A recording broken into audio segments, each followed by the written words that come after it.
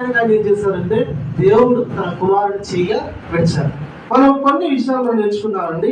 యేసు గొల్గొతా కొండ మీదకి వెళ్ళినప్పుడు ఉదయం 9 గంటలకు సిలువ వేశారు. 12 గంటల వరకు దాదాపు 3 గంటలు పగలు ప్రాంతం అయింది. 12 గంటల నుంచి 3 గంటల వరకు దాదాపు చీకటి కమ్మింది. అనగా సిలువలో 9 గంటల నుంచి మధ్యాహ్నం 3 గంటల వరకు మనం గమనించినట్లయితే 6 గంటలు ఆయన సిలువ మీద శ్రమపడ్డారు.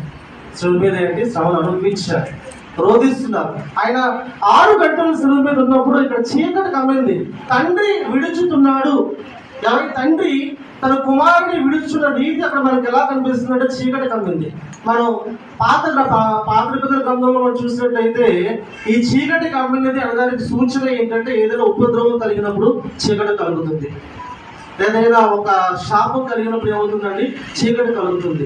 ఇక్కడ కూడా దేవుని వాక్యం ఏం చెప్తుందంటే చీకటి ఎందుకు కమ్మింది అంటే ఈ చీకటి కమ్మిందని ఉద్దేశం ఏంటంటే ఆల్మోస్ట్ ఆయన టాస్క్ అనేది కంప్లీట్ చేస్తారు. అంటే దేవునికి కుమారుడికి ఉన్న సంబంధం ఏమవుతుంది అక్కడ విడిపోతుందండి. ఆయన తండ్రి ఏం చేస్తున్నాడు, కుమారుడిని చెయ్య విడుస్తున్నాడు.